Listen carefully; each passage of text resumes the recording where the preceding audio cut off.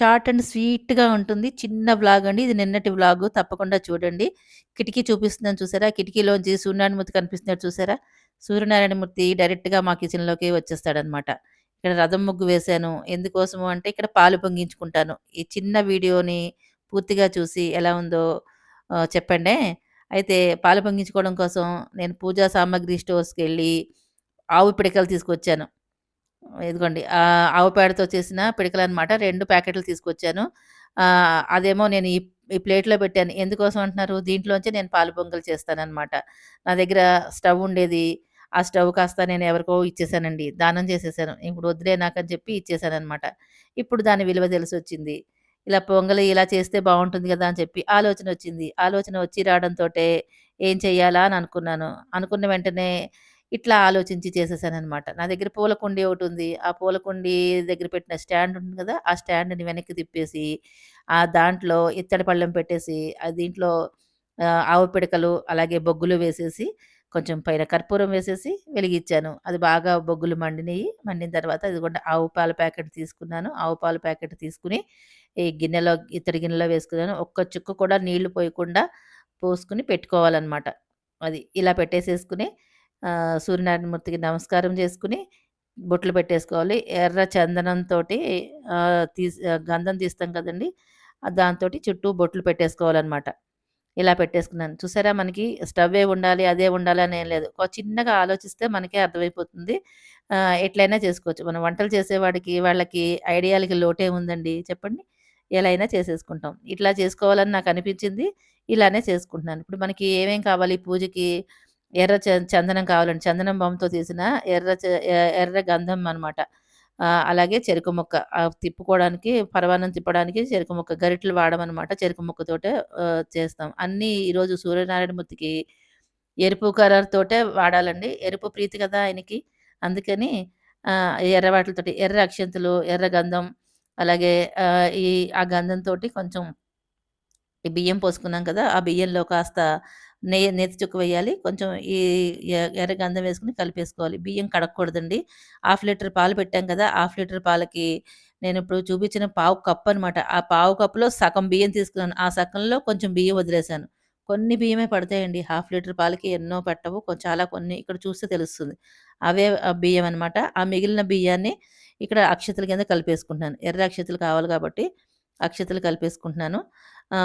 చిక్కుడు పువ్వులు, చిక్కుడాకులేమో ప్రసాదం దాంట్లో వేసి నివేదన చేస్తారు. చిక్కుడాకులో ప్రసాదం వేసి నివేదన చేస్తారనమాట. చిక్కుడు కాయలతోటి రథం చేసి పూజ చేసుకుంటారు. ఇవన్నీ నేను పూజకి రెడీ చేసుకొని సిద్ధం చేసుకుంటున్నాను. ఇదిగోండి ఇక్కడ అన్నీ కలిపేసి పెట్టుకున్నాను. రెడీగా పెట్టుకున్నాను. పాలు పొంగుతున్నాయి చూసారా? పాలు పొంగడానికి సిద్ధంగా ఉన్నాయి. దాంట్లో నేనిప్పుడు కలుపుకున్నాను కదండీ! ఇవి నేను ఇలా తిప్పేసి ఒకసారి 3 సార్లు తిప్పేసి, 3 సార్లు బియ్యం తీసుకొని దాంట్లో పోసేసుకుంటాననమాట. ఇది అమ్మ చేస్తూ ఉంటే చూసి ఇలా చేయాలని చెప్పి చూసి నేర్చుకున్నదే అనమాట. ఏదైనా కూడా మనం అమ్మ దగ్గరే నేర్చుకుంటాం కదండీ! మనకి ఫస్ట్ మొదటి గురువు తల్లే. తల్లి దగ్గర చూసినే అన్నీ మనం నేర్చుకుంటూ ఉంటాం. అలాగే నేను కూడా. ఇక్కడ పాలు పోసుకున్న తర్వాత ఇక్కడ సూర్యనారాయణమూర్తి మనకి ఎదురుగుండా వస్తాడు కాబట్టి నేను దండం పెట్టేసుకుంటున్నాను. నమస్కారం చేసుకుంటున్నాను. అందరూ బావుండాలి అని చెప్పి దండం పెట్టుకుంటాను. ఎప్పుడూ నాకు ముందు వచ్చేది అదేనండి. అలాగే దండం పెట్టుకుంటాను. కాకపోతే ఇలా విసురుకుంటూ ఉండాలిక్కడ. చూసారా ఇక్కడ పెద్ద పెద్ద వాకిళ్ళుంటే బయట వాకిట్లో చేసుకుంటే ఈ దుమ్ము, ధూళి అలా బయటికెళ్ళిపోతుంది. మన ఇళ్లల్లో కాబట్టి అపార్ట్మెంట్‌లు కాబట్టి ఇంక దుమ్మొచ్చినా కాడ నేను ఇలా చేయాలని డిసైడ్ అయ్యాను కాబట్టి నాకదేం పర్వాలేదు. ఇప్పుడు మీకు బెల్లం చూపిస్తున్నా చూడండి. బెల్లం మెయిన్ అనమాట. ఇంపార్టెంట్ రోల్ ఏదైనా ఉందంటే బెల్లమే మంచి సెలెక్ట్ చేసుకోవడంలోనే ఉంటుంది. అచ్చు బెల్లం తీసుకోవాలి. నేనెప్పుడు ఈ బెల్లమే తీసుకుంటాను. నేనే కాదండి నా చిన్నతనాల నుంచి మా అమ్మ, అమ్మమ్మ వాళ్ళందరూ కూడా ఇదే బెల్లం వాడతారనమాట. దీంట్లో ఉప్పు, పులుపు అనేది ఏమీ ఉండదు. మీరు బెల్లం వేసేసి పరమాన్నంలో ఎంతసేపు మరిగించినా కూడా అస్సలు విరగను కూడా విరగదనమాట. అంత బావుంటుంది. అందుకని నేనెప్పుడు ఇదే బెల్లం వాడతాను. మా ఇంట్లో అందరూ ఇవే బెల్లం వాడతారండి. ఈ బెల్లం తప్ప వేరే బెల్లం అసలు వాడరనమాట. అందుకని నేను మీకింత గ్యారంటీగా ఖచ్చితంగా చెప్పగలుగుతున్నాను. అచ్చు బెల్లం అంటాం మేము దాన్ని.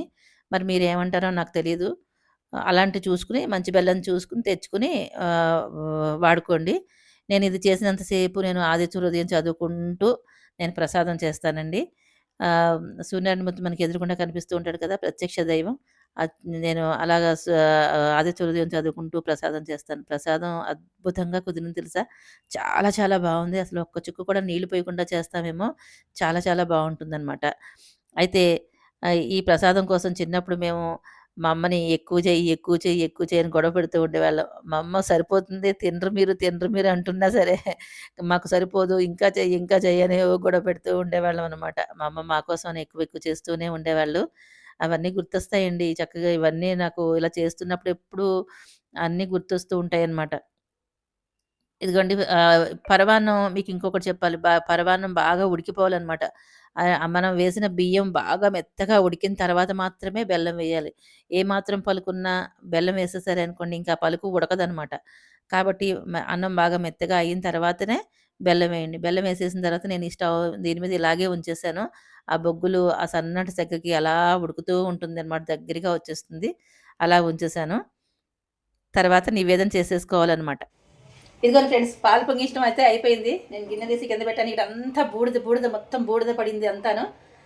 అంతే కదా! మనం కుంపట్లో చేస్తే మొత్తం బూడిద ఉంటుంది. అందుకే పెద్ద విశాలమైన ప్లేస్‌లు ఉండాలి. బయట దొడ్లు అవి ఉంటే కనుక వాకిట్లో అలా పొంగిస్తారు. నాకు ఈ కిటికీలో నుంచి సూర్యనారాయణమూర్తి కరెక్ట్‌గా వస్తాడనమాట. వండుతున్నంత సేపు నాకు ఇందులో కిరణాలు పడినాయి. సూర్యకిరణాలు పడినాయి. అందుకే నాకెందుకో ఈరోజు ఇలా చేయాలని అనిపించిందనమాట. సంవత్సరానికి ఒక్కసారి కదా ఫ్రెండ్స్ రథసప్తమి, అందులోనూ ఆదివారం కలిసొచ్చింది కాబట్టి ఈరోజు నేను ఇలా చేయాలని డిసైడ్ అయ్యాను. ఇలాగే చేసేసాననమాట. నచ్చిందా? మీరందరూ ఎలా చేశారు? కామెంట్లో తెలియజేయండి. పూజ చేసుకోవాలి. ఉంటాను. సర్వేదన సుఖినో భవంతు. అందరూ బాగుండాలి. లోకా సమస్త సుఖినో భవంతు. Bye friends. మనం మామూలుగా పరమాన్నం చేస్తే గనక దీంట్లో కిస్మిస్‌లు, జీడిపప్పులు, ఇలాచీ అన్నీ వేస్తాము. దీనికి అవేమీ అవసరం లేదండి. ఇలా చేసుకోండి. చాలా చాలా రుచిగా ఉంది తెలుసా! దేవుడికి నివేదన కూడా పెట్టేసుకున్నాను.